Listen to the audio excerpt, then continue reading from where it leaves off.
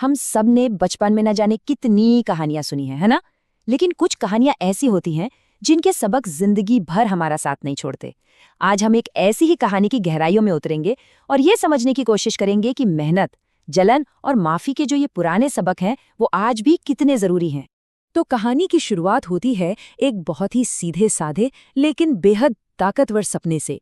ये है बिरजू, एक किसान।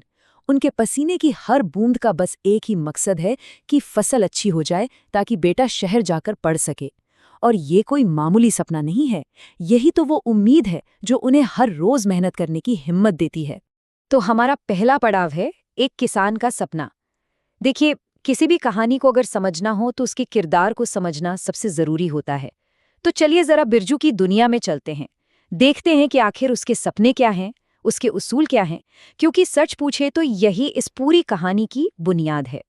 बिरजू कोई अनोखा किरदार नहीं है, बल्कि उसकी कहानी कहीं न कहीं हम सब से जुड़ी हुई है। वो एक ईमानदार, मेहनती किसान है जिसकी पूरी दुनिया उसकी छोटी सी जमीन और बेटे के भविष्य के एक बड़े सपने में ही सिमटी हुई है। वो इस बात का जीता जागता सबूत है कि अगर लगन सच्ची हो तो उसमें कितनी ताकत होती है। तो अब आता है कहानी का दूसरा हिस्सा, किस्मत का एक मौका। अक्सर होता है ना जिंदगी में, एक पल ऐसा आ जाता है जो सब कुछ बदल कर रख देता है। बस वैसा ही कुछ बिरजू की कहानी में भी होता है, जहां एक छोटी सी बात उसके और उसके परिवार के लिए उम्मीद की एक नई सुबह लेकर आती है। यहाँ देखिए क्या होता है।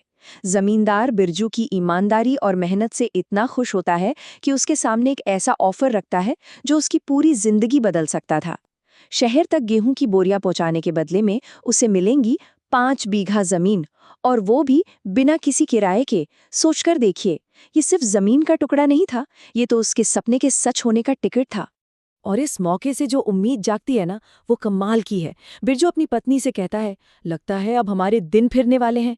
उसे ऐसा महसूस होने लगता है कि हाँ, अब उसकी सालों की मेहनत आखिरकार रंग ला रही है।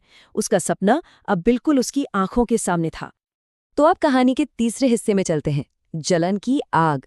लेकिन जहां उम्मीद की रोशनी होती है, वहीं कहीं कोने में अक्सर नफरत और जलन का अंधेरा भी छिपा होता है। अब कहानी एक ऐसे स्याह मोड़ पर आती है जहां हम देखेंगे कि जलन की आग कैसे किसी की सालों की मेहनत और खुशी को पल भर में राख कर सकती है। यहाँ पर दो बिल्कुल अलग तरह की सोच दिखती है। एक तरफ है बिरजू, जो अपना आने वाला कल संवारने में लगा है, और दूसरी तरफ है उसका पड़ोसी सुखीलाल, जिसकी नज़र बस दूसरों की खुशी को बर्बाद करने पर है।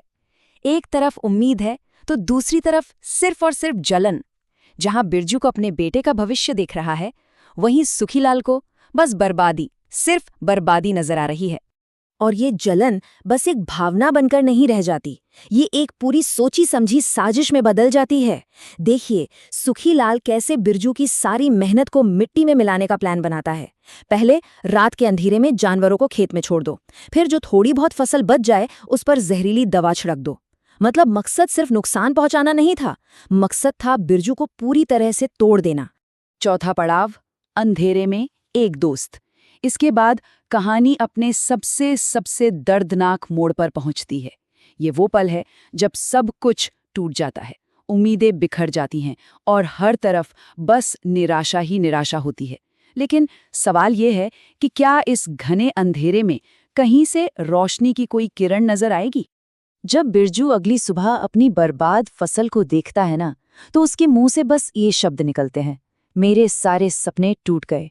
और समझिए, ये सिर्फ फसल का नुकसान नहीं था, ये तो उसके बेटे के भविष्य का, उसकी हर उम्मीद का और उसकी सालों की मेहनत का एक तरह से कत्ल था। और ठीक तब जब लगता है कि इससे बुरा अब क्या ही होगा, कहानी और भी बेरहम हो जाती है। जमींदार, उसे बिरजू के सपनों से, उसके दुख से कोई मतलब नहीं। उसका फैसला साफ है, मुझे मेरे पैसे चाहिए, वरना मैं तुम्हारी जमीन और घर दोनों ले लूंगा। ये वो आखिरी चोट थी जिसने बिरजू की दुनिया को सच में पूरी तरह से उजाड़ दिया। ये स्लाइड साफ साफ दिखाती है कि बिरजू की दुनिया कितनी तेजी से पलट गई। सोचिए, कल तक जिसके पास अपना घर था, जमीन थी, उम्मीद थी, आज वही इंसान सड़क पर है, भूखा, बेघर। ये जो गिरावट थी ना, ये बहुत तेजी से हुई और बहुत ही बेरहमी से हुई। लेकिन कहते हैं ना, घने अंधेरे में ही रोशनी की कीमत समझ आती है। और वो रोशनी बनकर आता है बिरजू का दोस्त किशन। वो कहता है, असली दोस्त वो है जो बुरे वक्त में साथ खड़ा हो। और ये सिर्फ कहने की बात नहीं थी, ये एक लाइफलाइन थी, एक ऐसा सहारा था जिसने बिरजू को पूरी तरह बिखरने से बचा लिया। 5वां अध्याय, मेहनत का नया स्वाद। अब कहानी उस मोड़ पर है जहां हार की राख से जीत पैदा होती है। ये हिस्सा हमें सिखाता है कि जब एक रास्ता बंद हो जाए ना, तो इंसान का जज्बा और उसकी मेहनत कैसे एक बिल्कुल नया रास्ता बना सकते हैं। तो सवाल उठता है कि जब सब कुछ छिन जाए तो किया क्या जा सकता है। और देखिए, ये सवाल निराशा से नहीं बल्कि जरूरत से पैदा होता है। और अक्सर सबसे बड़े समाधान ऐसी ही मुश्किलों से निकलते हैं। और इसका जवाब वो आता है बिरजू की पत्नी जानकी की तरफ से। हम समोसे बनाकर बेचेंगे। बहुत ही सरल आइडिया था, है ना? एक पारिवारिक याद से जुड़ा हुआ। बिरजू का बेटा समोसे बहुत पसंद करता था और यही छोटा सा आइडिया उनके वापसी का इंजन बन जाता है। उनका बिजनेस प्लान भी बिल्कुल सीधा साधा था, बड़ा सिंपल। बाजार से सामान लाओ, बढ़िया स्वादिष्ट समोसे बनाओ और फिर गली गली जाकर बेचो। यहाँ जरूरी बात यह है कि उन्होंने हाथ पर हाथ धरकर बैठने के बजाय कुछ करने का फैसला किया, आगे बढ़ने का फैसला किया। और उनकी ये मेहनत रंग लाती है। गली में समोसे बेचने से शुरुआत करके एक कामयाब दुकान खोलने तक, बिरजू एक बार फिर अपनी मेहनत के दम पर अपने परिवार के लिए एक नई जिंदगी खड़ी कर देता है। ये इस बात का सबूत है कि मेहनत वो कभी बेकार नहीं जाती, बस उसे सही दिशा मिलनी चाहिए। और अब हम पहुंचते हैं कहानी के आखिरी और शायद सबसे गहरे पड़ाव पर, सबसे बड़ी जीत। यहाँ कहानी के सारे धागे आकर जुड़ते हैं और हम समझते हैं कि कर्म क्या है, माफ करना क्या होता है और सफलता का असली मतलब क्या है। और फिर देखिए, वक्त का पहिया कैसे घूमता है। सुखीलाल जो अब खुद बर्बाद हो चुका है, वो बिरजू के पास आता है और अपना गुनाह कबूल करता है। वो मैं था, मैंने ही तुम्हारी फसल बर्बाद की थी।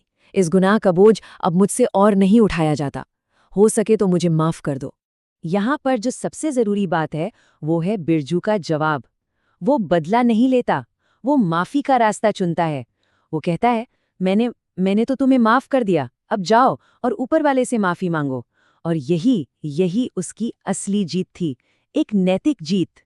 तो आखिर में ये कहानी हम सबके सामने एक बड़ा सवाल छोड़ जाती है। क्या माफ कर देना ही इंसाफ का सबसे सच्चा रूप है? ये कहानी ये जरूर दिखाती है कि बदला लेने से कहीं बड़ी ताकत माफ करने में हो सकती है, लेकिन ये फैसला हर किसी का अपना होता है। इस पर सोचना बहुत जरूरी है।